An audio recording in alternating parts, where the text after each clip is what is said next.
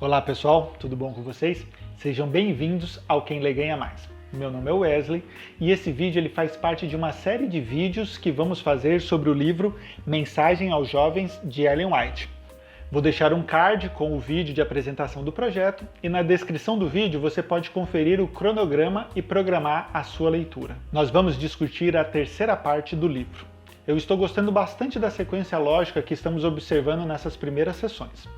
Existem algumas questões que norteiam a vida do ser humano. São perguntas que fazemos e que nos tiram da nossa zona de conforto. E algumas são respondidas no começo do livro. A primeira é pra quê? Quantas vezes você já se fez essa pergunta?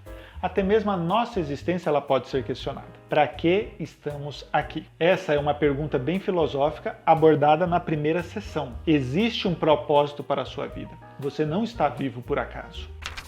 A segunda pergunta comumente feita é por quê? Por que isso acontece comigo? Por que tenho que fazer isso? Por quê? Por quê? Por quê? Nada acontece por acaso quando acreditamos que todas as coisas cooperam para o bem daqueles que amam a Deus. A segunda sessão tratou do conflito entre o bem e o mal e como esse conflito ele tem a ver com o que acontece no mundo. Falando em conflito, a pergunta que vem é: como vencer? Ninguém gosta de perder. E a terceira parte do livro nos fará pensar o que fazer. Essa pergunta move o mundo. Nem tudo está pronto. Temos que nos mover para fazermos as coisas acontecerem. Após a leitura dos capítulos 24 até o 31, eu extraí alguns pontos importantes para montar um plano de batalha. Se você percebeu outros detalhes, por favor, coloque aqui nos comentários para que possamos ajudar uns aos outros. O primeiro passo para vencer é saber onde ocorre a batalha. No livro A Arte da Guerra, Sun Tzu fala que existem 5 fatores em relação à guerra que merecem avaliação, e um deles é o terreno. Ele diz o seguinte: é essencial conhecer de antemão as condições do terreno. Conhecendo as distâncias, poder-se-ão elaborar planos diretos ou indiretos de ataque. Sabendo-se o grau de dificuldade de sua travessia, pode-se optar pelas vantagens do emprego da infantaria ou pela cavalaria. A compreensão do local onde a batalha vai ser travada indicará onde se devem concentrar ou subdividir as forças. Estamos falando sobre o propósito da vida, sobre o conflito entre o bem e o mal. E os locais onde ocorrem essas batalhas são a nossa mente e o nosso coração. De uma maneira figurada, é a nossa razão e a nossa emoção. São elas que formam o nosso caráter. Ellen White diz: não se herda caráter perfeito e nobre. Não recebemos por acaso.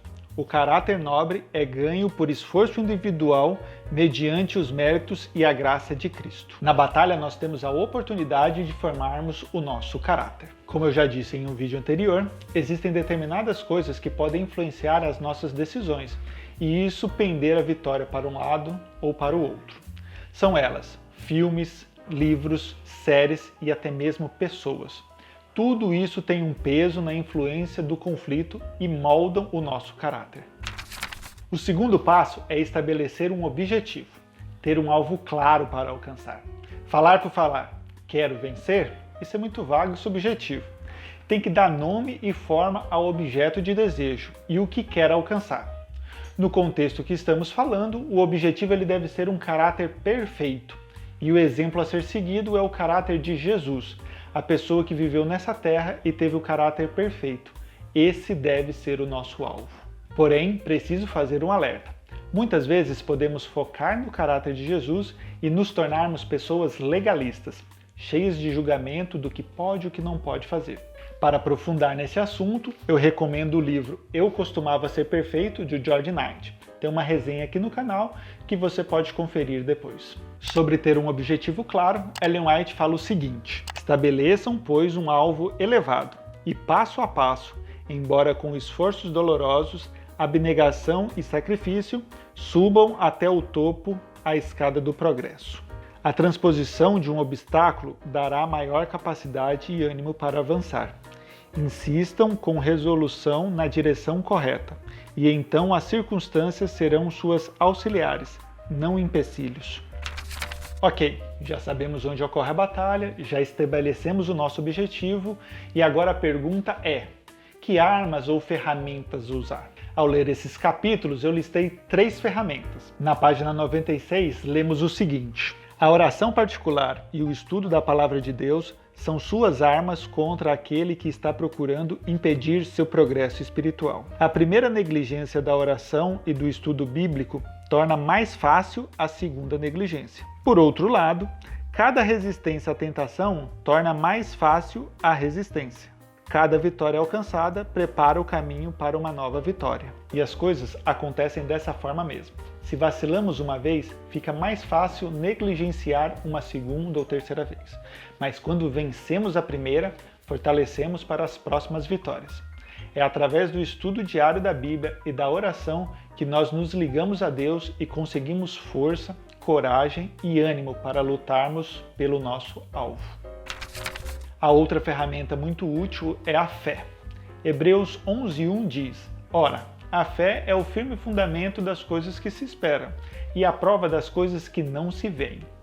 Ellen White diz: a fé é a mão que se apega ao auxílio infinito. É o meio pelo qual o coração renascido é levado a pulsar em uníssono com o coração de Cristo. É com o estudo da Palavra de Deus, da oração e a fé que temos condições de buscar a vitória. Sem essas atitudes básicas, a derrota é certa. Claro que existem mais ferramentas, e eu gostaria de saber de você o que mais podemos utilizar nessa batalha para alcançarmos a vitória de ter um caráter semelhante ao de Jesus.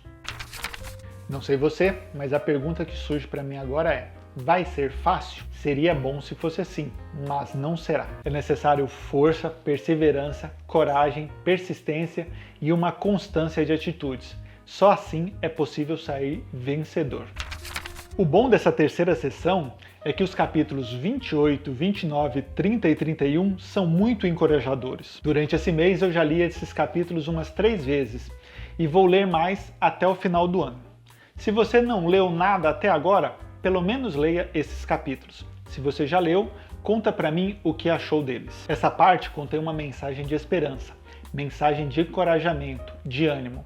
Eu vou ler alguns trechos aqui para vocês. Cristo tomou todas as providências para sermos fortes.